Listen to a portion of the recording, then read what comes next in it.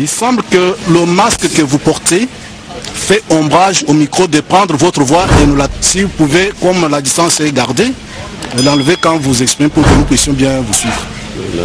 Mais ne nous dites pas que vous allez mettre le feu parce que vous ne pouvez pas menacer les avocats. Je vous ai entendu, monsieur. Monsieur le Président, je m'adresse au prévenu Caméré qui ici dit qu'il va mettre le feu, etc. Tout à l'heure. Monsieur le Président, pourquoi vous avez parlé, vous n'avez pas vu la République? Vous voyez que les interventions... Monsieur le Président, toujours des... Non. Prévenu Caméré, vous n'avez pas la parole. Vous n'avez pas la parole, si vous devrez... Monsieur le Président.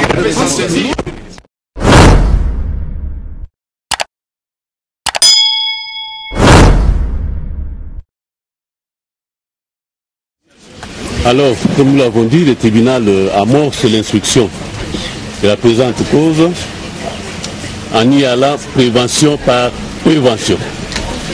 Oui, maître. Votre honneur, il semble que le masque que vous portez fait ombrage au micro de prendre votre voix et nous si vous pouvez, comme la distance est gardée, l'enlever quand vous exprimez pour que nous puissions bien vous suivre.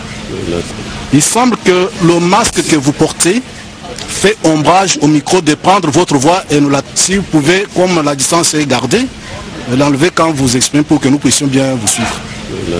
Il semble que le masque que vous portez fait ombrage au micro de prendre votre voix et nous si vous pouvez, comme la distance est gardée, l'enlever quand vous exprimez pour que nous puissions bien vous suivre.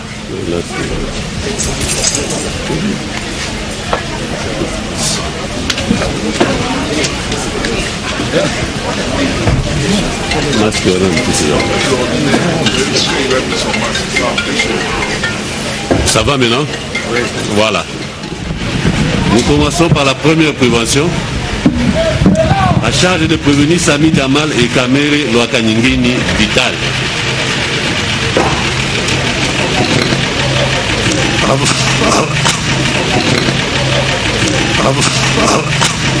Avoir étant auteur ou co-auteur, selon les mots de participation criminelle prévus par l'article 21 du Code de procédure. Qu'est-ce que vous aviez dans votre compte à la Robank au moment où cet argent vous était resté 8 500 000, ils ont saisi.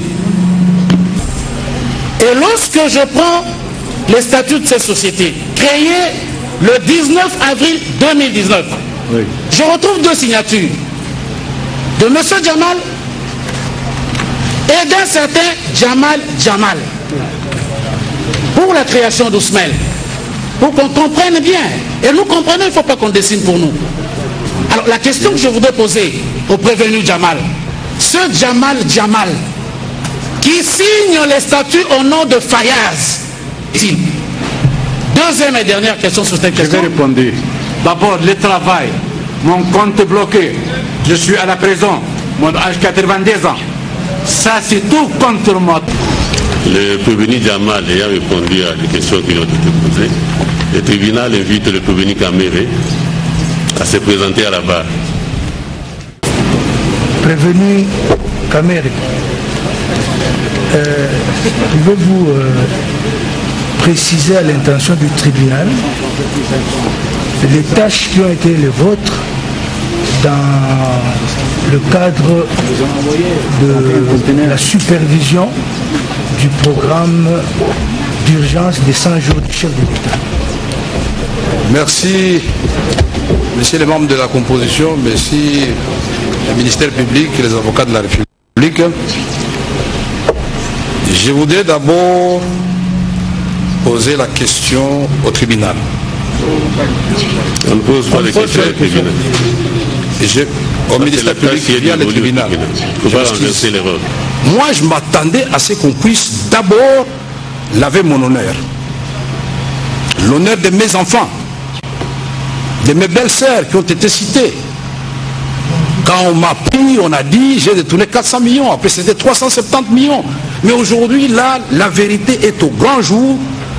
Mon nom n'apparaît nulle part. Alors je voudrais vous dire que le rôle d'un directeur de cabinet en tant que gardien de prérogatives du chef de l'État, le chef de l'État n'écrit pas au ministre, c'est le directeur de cabinet qui écrit sur instruction du chef de l'État. Je suis à votre disposition. Une question du tribunal. Attendez s'il vous plaît.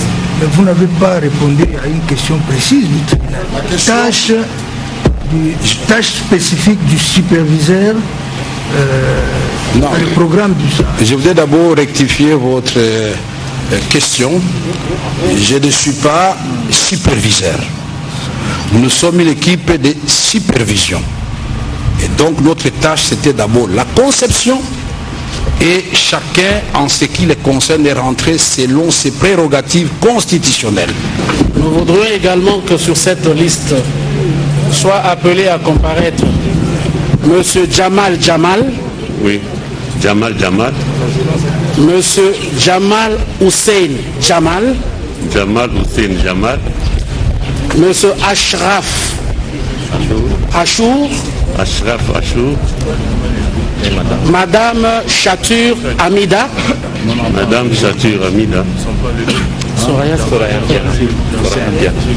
Mademoiselle Soraya Piana est déjà sur notre liste. Mademoiselle Soraya Piana. Merci. Donc, ça. Votre honneur, si sur la présentation faite, vous savez, on peut tout perdre. La vie, la liberté, mais pas la dignité. Je pense que tout au long de l'instruction, aucune trace de l'instruction n'a fait naître la nécessité d'appeler en instance l'épouse de Vital Kamerhe. C'est quand même une façon de tenter de l'humilier. Qu'est-ce que la femme vient faire ici? Est-ce qu'on l'a cité tout au long de l'instruction d'aujourd'hui? Le besoin de l'entendre vient d'où? De quel acte, de quelle question posée? Monsieur le Président, mettez les choses en place. Les témoins, on les appelle en fonction de l'instruction.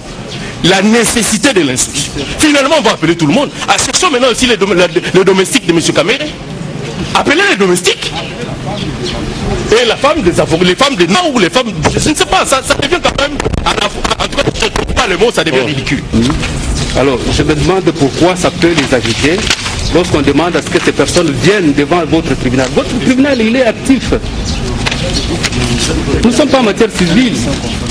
Vous êtes actif. Ce que le ministère public n'a pas fait dans son cabinet, vous le faites ici. Vous avez ce droit, ce pouvoir d'appeler qui vous voulez pour être édifié, Monsieur le Président. Je ne pense pas que cela peut... Votre honneur. Je ne vois pas pourquoi ils peuvent être agités. Oui. C'est un témoin que nous avons pu venir. La défense a objecté. Permettez-nous de répondre en 1 minute ou en 2 minutes, Monsieur le Président. L'instruction de ce dossier, encore une fois, ne commence pas devant vous. Et si vous regardez, Monsieur le Président, la lettre que la République vous a adressée, nous n'avons inventé personne. Ce sont les mêmes qui ont déjà eu à déposer devant le parquet général. Vérifiez simplement. Mais je sais que votre femme, non monsieur, mais ne nous dites pas que vous allez mettre le feu parce que vous ne pouvez pas menacer les avocats. Je vous ai entendu, monsieur. Monsieur le Président, je m'adresse au prévenu Kamerhe qui ici dit qu'il va mettre le feu, etc. Tout à l'heure. Monsieur le Président, pourquoi vous avez parlé, vous n'avez pas vu la République? Vous voyez que les interventions... Monsieur le Président, toujours des... Non. Prévenu Kamerhe, vous n'avez pas la parole.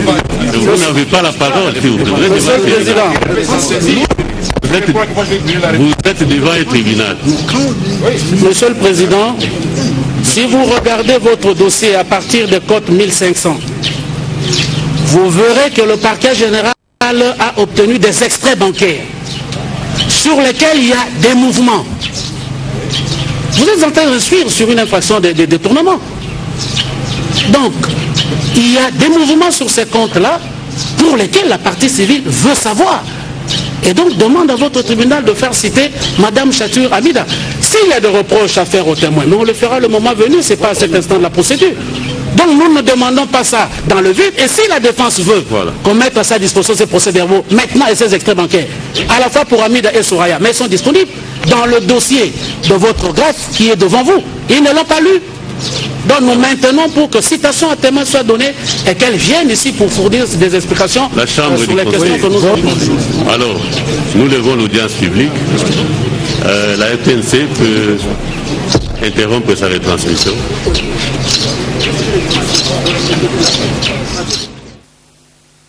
Lundi 25 mai 2020, la prochaine étape, le tribunal vient de renvoyer la prochaine audience au 3 juin prochain.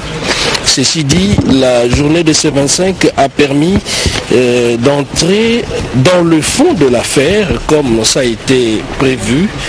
Les présumés et les prévenus ont comparu, ont répondu aux questions du ministère public.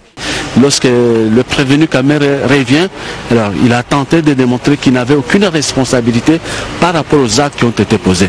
Mais c'est à la partie civile d'aller démontrer qu'il y a des actes matériels. Et justement, c'est à la suite du dossier qu'on va y arriver. Donc le procès continue. Chers téléspectateurs, nous sommes arrivés à la fin de l'audience de ce jour devant les tribunaux de grande instance de Kinshasa-Gombe, siégeant en chambre foraine à la prison centrale de Makala dans l'affaire des présumés